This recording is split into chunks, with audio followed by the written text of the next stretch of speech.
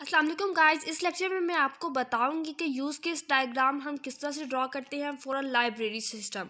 मतलब online library systems में के लिए हम एक किसी भी यूज़ केस डायग्राम को किस तरह से ड्रॉ करते हैं।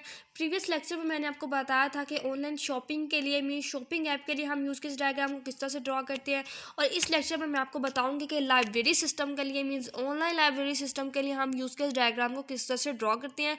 बहुत ही सिंपल और बहुत ही ईजी वे में मैं आपको बताऊंगी कि हम लाइब्रेरी सिस्टम के लिए यूज़ केस डायग्राम को किस तरह से ड्रॉ करेंगे और उसको किस तरह से लेंथी बना लेंगे according to the long question, और इसको किस तरह से शॉर्ट बना लेंगे according to the short questions. ठीक है, तो इसको खुद से किस तरह से लेंथ इसकी इंक्रीज़ कर सकते हैं और डिक्रीज़ कर सकते हैं, ये भी आज मैं आपको इस यूज़ केस डायग्राम की वीडियो में बताऊँगी। So let's start. सबसे पहले मैंने आपको बताया था इसमें होते हैं यूज़ केसेस होते हैं। यूज़ केसेस के अलावा इसमें एक्टर्स होते हैं, जिसमें एक्सटर्नल एक्टर्स होते हैं, इंटरनल एक्टर्स होते हैं, और सबसे मेन चीज़ जो होती है वो सिस्टम का नेम होता है। So let's start. First one हम क्या करेंगे कि एक सिस्टम बनाएंगे। दिस वन द सिस्टम, और सिस्टम का क्या नेम है? Library system.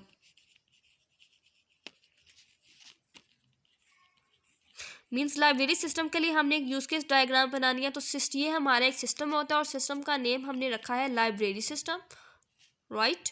नेक्स्ट हमारे पास एक एक्टर है, इंटरनल एक्टर, जो कि है क्लाइंट।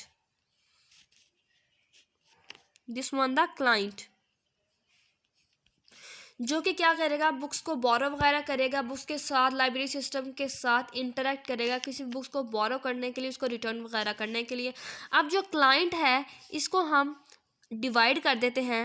एक हमारे पास ये टीचर भी हो सकता है,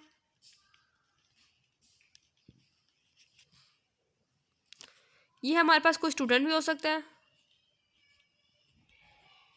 राइट। जो क्लाइंट है जो किसी भी लाइब्रेरी सिस्टम के साथ इंटरेक्ट कर रहा है, वो हमारे पास कोई टीचर भी हो सकता है, कोई स्टूडेंट भी हो सकता है।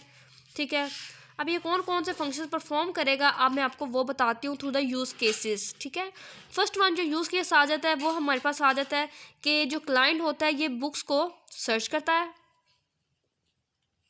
या कह लो सर्च बुक। ठीक है, sorry, this one the structure of the use case, right. उसके अलावा ये कौन सा फंक्शन परफॉर्म कर सकता है? ये बुक को व्यू करेगा,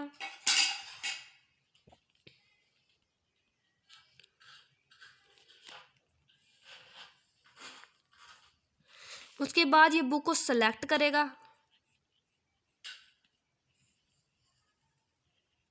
सेलेक्ट करने के बाद ये बुक को बोरो करेगा, जो इसको बुक चूज़ किया इसने उसको ये बोरो कर लेगा फॉर फ्यू डेज,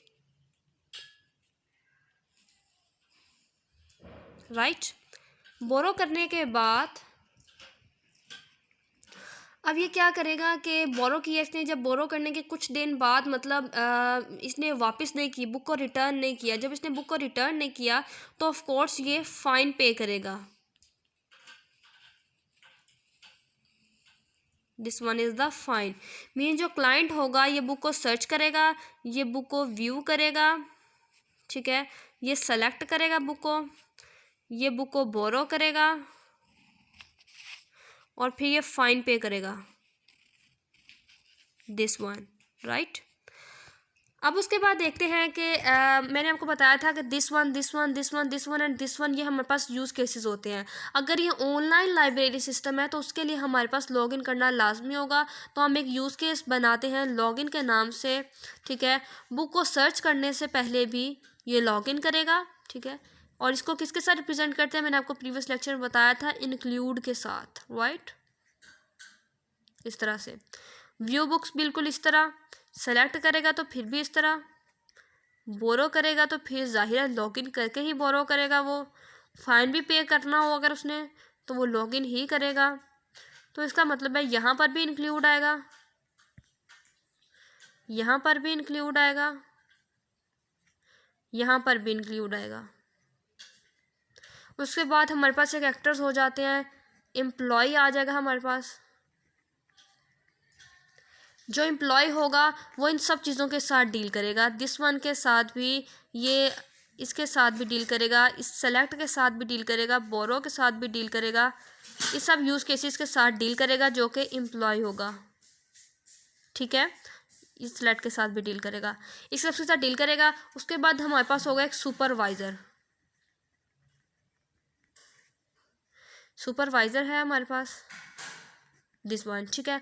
अब ये सुपरवाइज़र क्या करेगा, सुपरवाइज़र जो होगा ये फ़ाइन के साथ डील करेगा, ये जो हमने फ़ाइन लिखा था इसके साथ डील करेगा सुपरवाइज़र, ठीक है। उसके अलावा कोई भी बुक्स को सेलेक्ट करता है या व्यू करता है सबके साथ ये डील करेगा। उसके बाद जो सुपरवाइज़र है ये क्या करेगा, ऑथेंटिकेट करेगा,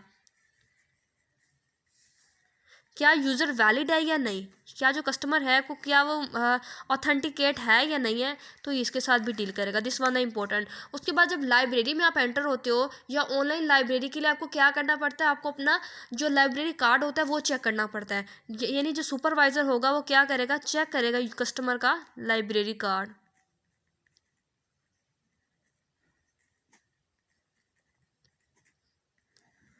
यूज़ केस ये इसके साथ डील करेगा, राइट।